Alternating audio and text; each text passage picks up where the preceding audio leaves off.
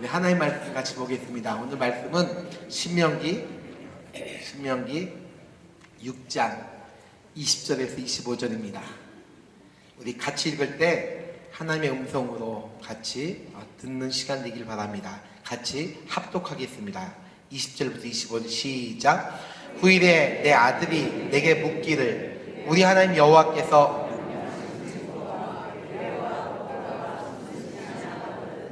너는 내 아들에게 이르기를 우리가 옛적에 애굽에서 바로의 종이 되었더니 여호와께서 권능의 손으로 우리를 애굽에서 인도하여 내셨나니 곧 여호와께서 우리의 목전에서 크고 두려운 이적과 기사를 애굽과 바로와 그의 온 집에 베푸시고 우리 조상들에게 맹세하신 땅을 우리에게 들어가시려고 우리를 거기서 인도하여 내시고 여호와께서 우리에게 이 모든 규례를 지키라 명령하셨으니 이는 우리가 우리 하나님 여호와를 경외하여 항상 복을 누리게 하기 위하심이며 또 여호와께서 우리를 오늘과 같이 살게 하려 하심이라.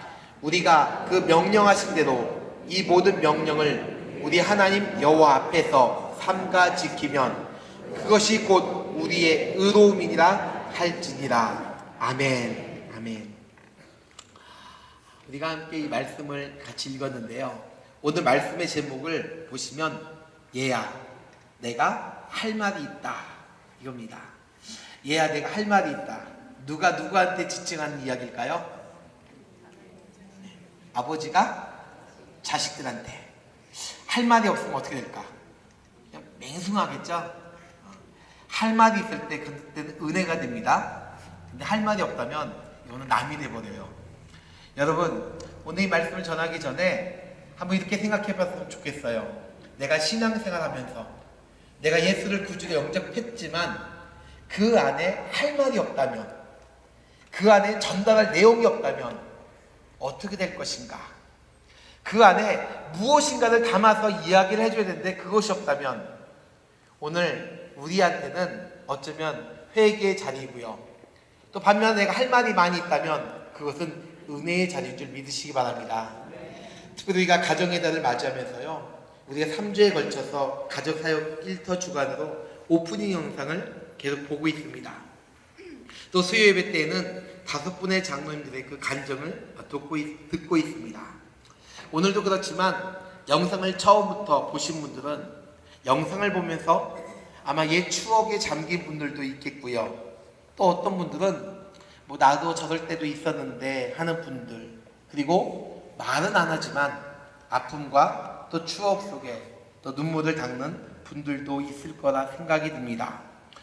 저도 영상을 보면서요 이런저런 생각들이 참 많이 드는데요. 특히 뭐 한국에 계신 부모님들도 생각나고 또 14살 먹은 아들과 아내한테 늘 미안한 마음이 들기도 합니다. 그러면서 제 자신에게 질문을 하지요. 그 질문은요, 나는 왜 저런 영상 속의 주인공처럼 하지 못할까? 라고 한 질문이에요.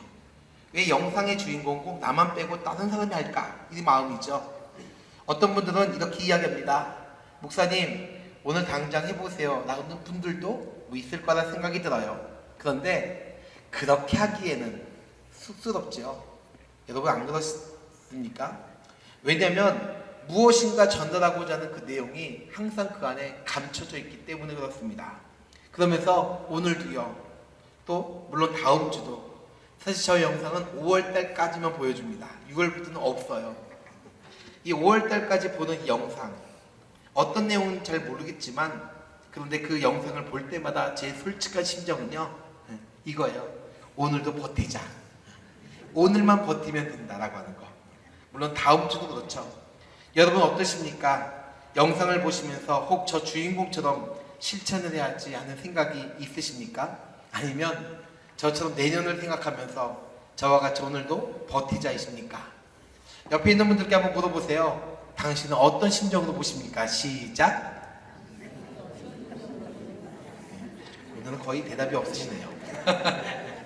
물론 가족 간의 이벤트 필요합니다. 더군다나 남녀 간의 사랑을 확인하면서 이 고백하는 일은 중요하죠. 또 부부관계나 또 자녀들과 관계 속에서 엉켜있는 문제를 풀 때 이벤트는 있어야 합니다. 저도 가정 안에서 하는 일이 있는데요. 그것은 저녁마다 이 잠자리에 드는 아들을 놓기 위해서 늘 기도하고 있고요. 또 매월 교회에서 사례비 받을 때 세 식구가 손을 잡고요. 물질을 주신 하나님께 감사기도 하고요. 또 이 물질을 모여지기까지 드린 분들의 손길을 기억하면서 그 가정의 사업장과 가정을 축복하는 기도를 꼭 하고 있습니다. 그러면서 그 자리에서 아내가요 11조와 헌금을 구별하고요. 또 아들을 용돈 주고요. 또 이달에 지출할 그 돈을 구분합니다. 이것이 저희가 아들에게 보여줄 수 있는 하나의 시청과 교육이기 때문에 그렇죠. 그러면서 아들한테 부담을 잔뜩 줍니다. 네가 공부할 수 있는 이유는 성도들이 흘렸던 그 눈물이야. 땀방울이야. 그것이 모아서 너한테 등록금을 주고 있어. 너 공부 열심히 해야 돼. 막 역시 푸시합니다. 그러면서 하는 말, 낭비하지 말자. 절대로 낭비하면 안 된다고 이야기합니다. 제가 이 말씀 드린 것은 오늘 함께 읽은 이 본문의 내용도요, 하나의 시청과 교육입니다. 부모가 자녀들에게 하나님이 하신 일들에 대해서 이렇게 들려줘라. 이렇게 좀 이야기 좀 해줘라. 특별히 여호와께서 명령하신 증거가 있는데, 규례가 있는데, 법도가 있는데 무슨 뜻인지 들려줘라. 중요한 것은 자식들이 아버지 그게 뭡니까? 라고 했을 때 부모가 당당하게 이야기한다면 그 사람은 하나님이 기뻐하신 사람이겠죠. 그래요? 반면에 아무런 반응이 없으면 야 가서 교회 가서 배워라. 아니면 나도 모르겠다. 야 없어 그런 거 없어 라고 한다면 이거는 문제가 되겠죠. 여러분 누군가가 여러분에게 질문했을 때 여러분에게 확신 있는 답이 있으십니까? 여러분이 누군가가 그런 질문을 던졌을 때 내가 그 속에서 바로 여호와의 법도는 이것이고 증거는 이것이고 또한 규례는 이것이다 라고 당당하게 말할 수 있는 성도들, 오늘 저와 여러분의 모습 가운데 담겨져 있기를 주의 이름으로 축원드리겠습니다. 그래서 우리가 이 말씀을 볼 때 그 내용들을 한번 생각해 봤으면 좋겠어요. 여러분의 인생의 여정 얼마나 정말 굽이굽이 산 넘은 산을 걸어오셨습니까?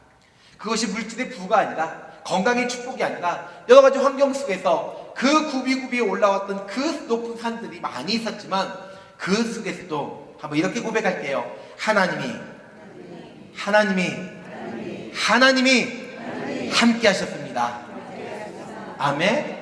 하나님이 그 속에서 함께 하셨습니다. 내가 넘어질 때에도 하나님이 함께 하셨고, 내가 교만할 때에도 하나님이 함께 하셨고, 내가 평탄한 길을 걸어갈 때에도 하나님이 함께 하셨습니다. 그래서 오늘요 저는 말씀의 제목을 얘야 내가 할 말이 있다라고 정했습니다. 여러분 할 말이 있다는 것은 그만큼의 경험이 있다는 증거입니다. 그래서 하나님을 경험했다는 것은 어마어마한 축복입니다. 생각해 보십시오. 누군가에게 오늘 내가 살아왔던 삶과 배경을 말할 수 있다는 것, 그런데 그것이 지나치게 많으면요 잔소리가 되겠죠. 지나치게 되면, 아니 남들이 듣지 않으면 그것은 잔소리가 됩니다. 특히 살아온 삶의 배경이 마치 롤러코스터처럼 올라갔다 내려갔다를 많이 경험한 분들은 경험을 많이 했기 때문에 할 말이 많습니다. 그런데 그 내용을요 들을 수 있는 자는 한번 이렇게 고백할게요. 축복입니다. 아멘. 그 내용을 들을 수 있는 자, 그 내용을 읽을 수 있는 자, 그 내용을 체험한 자, 결국 그 사람은 축복의 사람들이죠. 특별히 자녀들을 부르면서 부모들이 얘야 내가 할 말이 있다는 것은 엄청난 경험을 나눠주는 하나의 축복의 자리라 생각이 드는데 여러분들은 어떻게 생각하십니까? 물론 상황에 따라 또 환경에 따라 차이가 크게 나타날 수도 있습니다. 예를 들면 이 부르는 자의 억양에 따라요 그 내용과 의미가 달라지는데 어떤 게 달라지는가 했더니 들어보세요. 한 예로 제가 우리 아들을 부릅니다. 유민아 너 이리 와봐. 아빠가 할 말이 있어 라고 한다면 아들의 반응은요 말씀하옵소서 아들이 듣겠습니다 이럴까요? 와 우리 아버지 또 잔소리 하신다 이렇게 반응하겠죠. 종종 아들이 저한테 하는 말이 아빠는 목사님이기 때문에 늘 가르치잖아. 나한테 맨날 가르쳐. 그러니까 결국 잔소리가 많아. 이런 얘기를 수시로 하는 것을 듣게 돼요. 또 반대로 부모님이 40이 넘는 자식한테 내가 너한테 할 말이 있다 라고 했을 때 자녀들 입장에서 그 반응은요 아주 다양할 거라 생각이 듭니다. 뭐 제 입장에서 보면 어디가 편찮으신가, 아니면 뭐 건강에 문제가 있는가, 나는 돈이 없기 때문에 나한테 돈 얘기를 안 해도 될 텐데 혹시 보이스피싱 당해서 은행 잔고 다 털렸나, 뭐 이런 생각들, 뭐 이런 것들이 지배적일 수도 있어요. 또 다른 예는요, 병원에서 의사가 환자에게 하는 말입니다. 저기 환자분 드릴 말씀이 있는데 하면서 가족들을 불러달라고 요청할 때는요, 환자에게 위급한 상황이 있다는 것을 하나의 통보하는 그런 내용이겠지요. 또 직장 안에서, 거래처 안에서 내가 오늘 당신에게 할 말이 있습니다 라는 말을 들을 때는 그것은 단절을, 곧 해고를 뜻하는 말이기도 합니다. 또 사람과의 관계 속에서 내뱉는 그 한마디, 내가 너에게 할 말이 있다 라는 말은요, 관계 속에서의 갈등을 해결하기 위한 하나의 말이기도 합니다. 그렇다면 오늘 본문을 통해서 얘야, 내가 너에게 할 말이 있다 라고 했을 때 그 의미와 그 말씀을 통해서 우리가 적용할 것은 무엇일까요? 함께 읽은 20절부터 25절까지 말씀 보면 이스라엘 백성들이 가나안 땅에 들어가서 이제 그들의 자녀에게 가르쳐야 할 그 신앙 교육에 관한 내용들이 오늘 본문 속에 기록되어 있습니다. 그 내용은 크게 세 가지입니다. 이 세 가지, 가족들에게, 이웃들에게 오늘 내가 할 말이 있습니다, 내가 정말 할 말이 있다 하면서 이야기할 때 이것이 은혜가 아닐까요? 왜냐하면 이것은 하나님이 내게 주신 명령이기 때문에 그렇습니다. 그렇다면 우리가 해야 하는 말이 무엇일까요? 그 첫 번째가 바로 같이 한번 읽겠습니다. 시작! 우리를 인도하신 분은 하나님이십니다. 아멘. 그 첫 번째가 바로 우리를 인도하신 분은 하나님 아버지이십니다. 여기서 우리를 인도하신 하나님이라고 할 때 우리를 어떻게 인도하시는지 아주 구체적으로 설명해 주고 있는 구절이 21절과 22절인데 같이 읽겠습니다. 시작! 너는 내 아들에게 이르기를 우리가 옛적에 애굽에서 바로의 종이 되었더니 여호와께서 권능의 손으로 우리를 애굽에서 인도하셨나니 곧 여호와께서 우리의 목전에서 크고 두려운 이적과 기사를 애굽과 바로와 그의 온 집에 베푸시고. 아멘. 결국 21절과 22절 보면 백성들이 아주 참담했던 과거의 상황, 즉 옛적에 애굽의 종으로 있었던 일들을 성경은 기록하고 있습니다. 여러분, 이 말씀 묵상할 때 여러분이 지나왔던 한번 과거의 삶을 한번 돌아보십시오. 어떤 삶을 살아셨습니까? 수많은 인생의 굽이굽이, 아까도 말씀드렸지만 그 넘지 못할 그 산들이 얼마나 많이 있었는지. 오늘 본문 속에 보니까 이스라엘 백성들이 바로의 종으로 그들은 있었습니다. 종이라고 하는 삶, 어쩌면 우리 입장에서 보면 피부에 와닿지 않는 그런 이야기일 거라 생각이 듭니다. 그런데 종은요, 아무런 자유가 없고 돈으로 사고 팔리면서 하루 종일 고된 노동과 그리고 처참한 인권 탄압으로 시달리는 삶이 곧 종의 삶입니다. 출애굽기 1장 11절을 보면 이 종의 삶이 어떠했는지 우리에게 가르쳐주고 있는데 1장 11절입니다. 감독들을 그들 위해 세웠고 그들에게 무거운 짐을 지어 괴롭게 하면서 그들에게 바로를 위하여 국고성과 비돔과 라암셋을 건축하게 하니라. 또 14절에는 어려운 노동으로 그들의 생활을 괴롭게 하니 곧 흙 이기기와 벽돌 굽기와 농사의 여러 가지 일이라. 즉 그가 시키는 모든 일은 다 엄하였더라 라고 성경은 이야기합니다.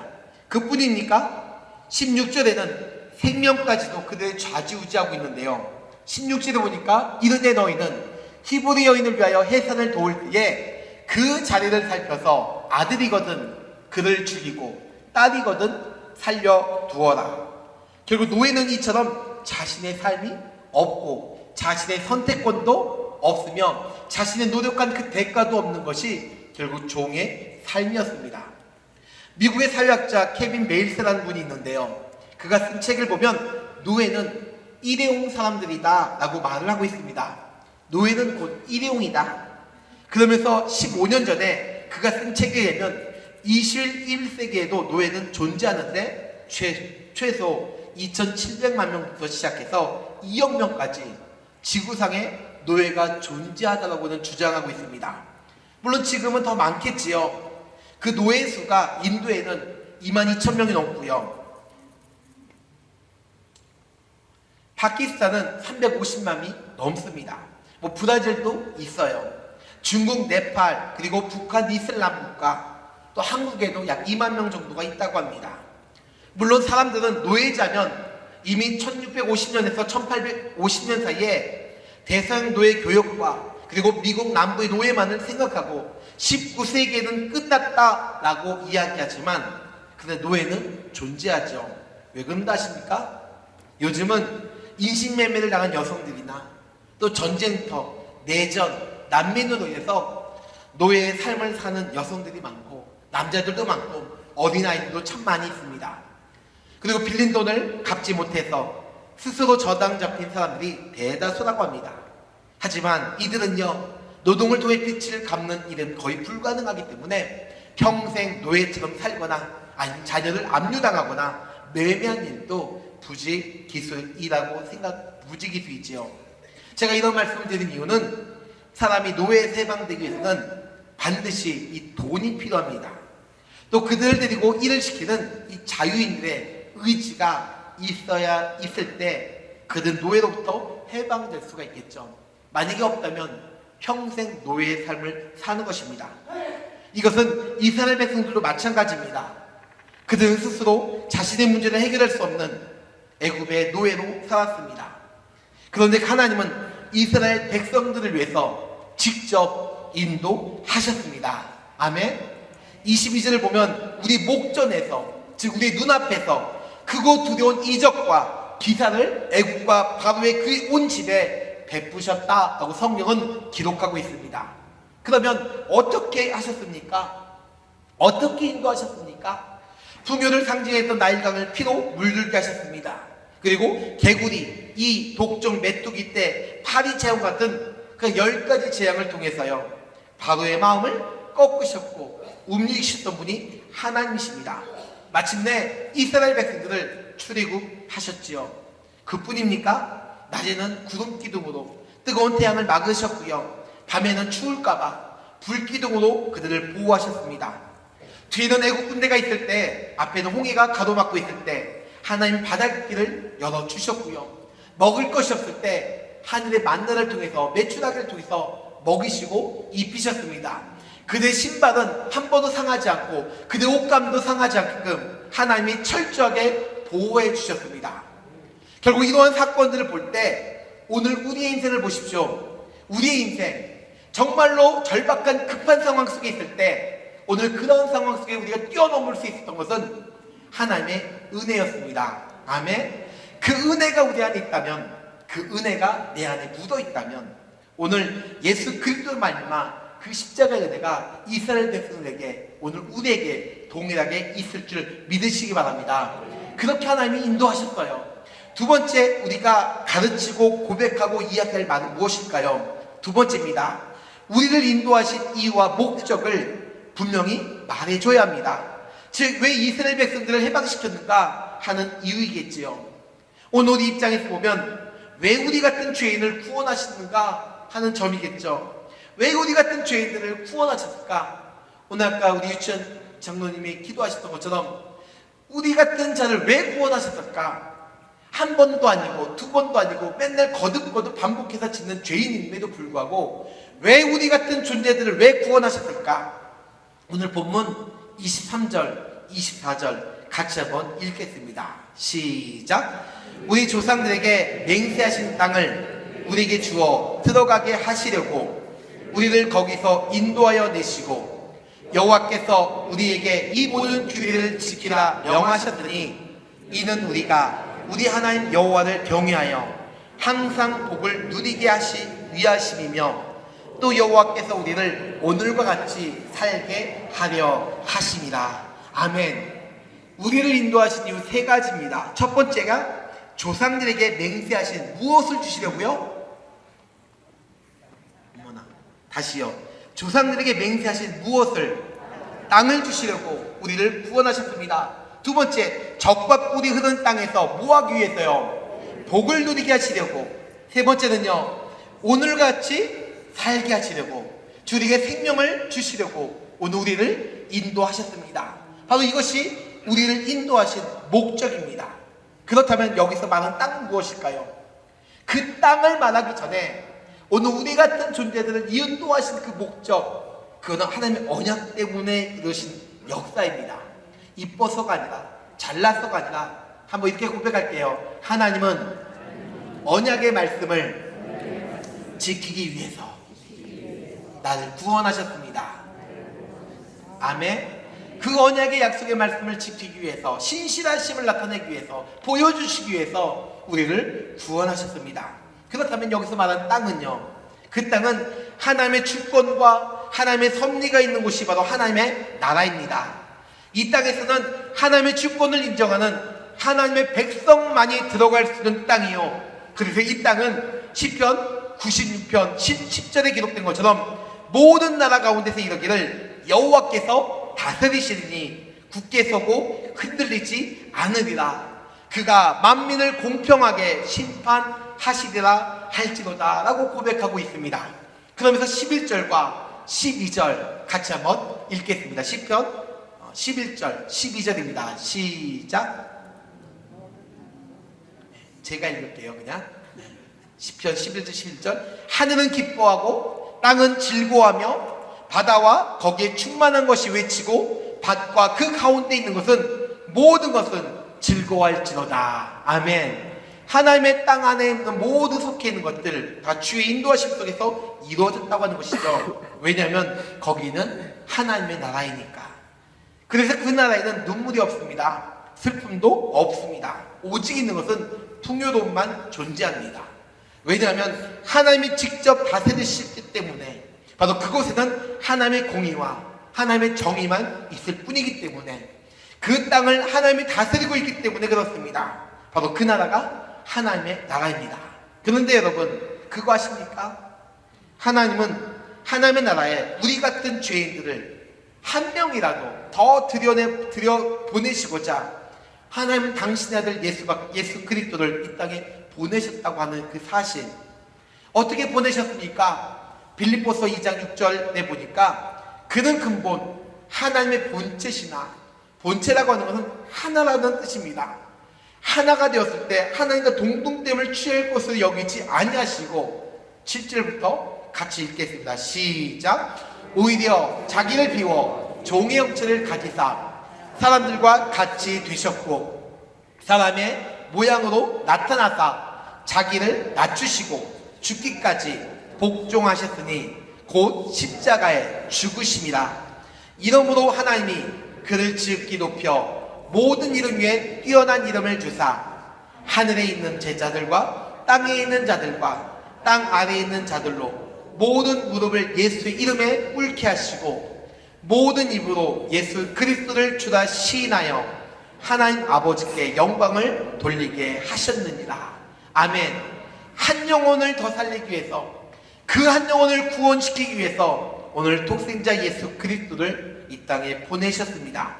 그래서 이 사건을 통해서 저와 여러분에게 주신 축복은요, 로마서 10장 13절에 기록된 것처럼 누구든지 주의 이름을 부른 자는 구원을 얻느니라, 받느니라 라고 말씀해 주셨습니다. 사랑하는 성도 여러분, 이처럼 우리는 하나님의 인도함을 받아서 이미 하나님이 허락하신 땅을 기업으로 받았고 지금도 하나님이 함께하는 복을 누리고 있으며, 우리는 그 은혜로 말미암아 주님 앞에 설 수 있는 천국을 이미 받았음을 믿으시기 바랍니다. 바로 이것이 이스라엘 백성들을 출애굽하신 그 이유요, 바로 우리를 구원하신 목적임을 성경은 알려주고 있습니다. 그렇다면 이 복된 소식, 이 복음 누구에게 가르쳐야 할까요? 누구에게 전달해야 될까요? 누구에게 선포해야 될까요? 여러분, 그것은 내 가족, 이웃밖에 없음을 믿으시기 바랍니다. 이것이 오늘 과연 내 안에 있는가? 라는 질문이에요. 내가 정말 할 수 있느냐? 질문이죠. 그럼 세 번째, 우리가 옆에서 해줄 수 있는 말은 무엇인가? 세 번째 우리가 해야 될 일, 그건 무엇인가 했더니 끝까지 믿음을 지킬 수 있도록, 하나님 앞에서 믿음을 지킬 수 있도록 격려하는 것, 그것이 바로 오늘 성도들이 해야 될 일입니다. 왜냐하면 끝까지 지킬 때 우리에게 주어진 축복이 너무나 크고 너무나 많기 때문에 그렇죠. 그 축복이 무엇인지 오늘 본문 25절은 우리에게 말해주고 있는데요. 함께 같이 읽겠습니다. 25절입니다. 시작. 우리가 그 명령하신 대로 이 모든 명령을 우리 하나님 여호와 앞에서 삼가 지키면 그것이 곧 우리의 의로움이니라 할지니라. 아멘. 여기서 의로움이라고 하는 것은 축복을 주시겠다고 하는 그 내용인데요. 의로움이라고 하는 것은 인간 스스로 얻을 수 있는 것은 아닙니다. 왜냐하면 율법을 생각해 보십시오. 613개 조항이 쭉 나열되어 있는데 그 중에 한 가지라도 그 율법을 내가 온전히 행할 수 있는 능력이 인간에게는 없기 때문에 그렇습니다. 그렇다면 여기서 말하는 의로움이라고 하는 것은 무엇일까요? 즉 하나님과 관계 속에서 언약 관계 속에서 나오는 말인데요. 즉 언약을 맺는 두 쌍방이 치러야 될 그 의무가 있습니다. 그 의무를 이행한 쪽이 의롭다 또 너무 신실하다라고 말할 수가 있습니다. 반면에 그 의무를 행하지 못하는 쪽은 불의하다라고 말할 수가 있겠죠. 그런데 하나님은요, 이스라엘과 언약을 맺을 때 자신의 의무를 나는 이스라엘 백성들의 하나님이 되겠다라고 선포하고 있습니다. 그러면서 백성들을 선포하셨기 때문에 백성들을 끝까지 보호하셨고요. 또 백성들을 끝까지 인도하셨고 또 백성들에게 복을 주시겠다라고 작정하신 분이 하나님이십니다. 그리고 백성들로부터는 하나님에 대한 그 믿음이 있고요. 그 순종이 있고 그리고 예배하는 것이 백성들에게는 의무로 되어 있습니다. 이것이 하나님의 곧 의로움임을 성경은 이야기해주고 있죠. 그한 예가 창세기 12장에 보면 아브라함을 통해서 우리에게 보여주고 있습니다. 특히 창세기 12장 1절과 2절과 3절에 보면 너를 축복하는 자에게는 내가 무엇을 주고요? 복을 주고 너를 저주하는 자에게는 내가 뭐하겠다? 저주하리니 땅의 모든 족속이 너로 말미암아 복을 얻을 것이니라 하시니라라고 기록하고 있죠. 이처럼 하나님은요, 인간에게 복을 주실 때 인간이기 때문에 복을 주신 것이 아니라 하나님이 창세전에 이미 약속하셨던 그 언약을 지키기 위해서 또 스스로 의로움이라고 칭함을 받기 위해서 오늘 나 같은 죄인 한 사람까지도 오늘 끝까지 기다려주셨고 인내하신 분이 바로 하나님 아버지이십니다. 바로 그것이 하나님의 의로움입니다. 그런데 우리가 의로움을 받았다는 것은 그런 하나님을 이렇게 고백합시다. 내가 믿을 때, 내가 고백할 때 하나님이 선물로 주셨습니다. 아멘. 인간이 의롭다고 하는 것은 결국 내 하나님이 행하신 그 모든 일들을 내가 내 입술로 고백할 때, 내가 믿었을 때, 그에 따라 순종을 할 때, 믿고 순종해서 그 결과를 봤을 때 하나님이 내게 의로운 존재다라고 칭함을 하시는 그 칭함이 축복이 오늘 여기 있음을 본문은 알려주고 있죠. 성도 여러분, 그렇기 때문에 옆에 있는 바라보시면서 이렇게 고백할게요. 당신은 의로운 존재입니다. 나는 인정하지 못하지만 하나님이 인정하셨기 때문에 나도 인정합니다. 아멘. 나는 인정은 할 수 없지만, 나는 그들이 행한 그 모든 일들 속에 인정할 수 없지만, 그러나 하나님이 인정하셨기 때문에, 하나님이 그렇게 선택을 하셨기 때문에 나 또한 그 속에서 선택합니다. 당신은 의로운 존재입니다 라고 고백할 수 있는 그 믿음의 고백, 이것이 진정한 복이요 축복의 선물임을 믿으시기 바랍니다. 이것들을 이웃들에게 가르쳐야죠. 이것들을 내 자녀에게 가르쳐야 되죠. 맨날 저처럼 공부해라 임마, 안 하면 큰일 난다 이런 얘기 하지 말고요.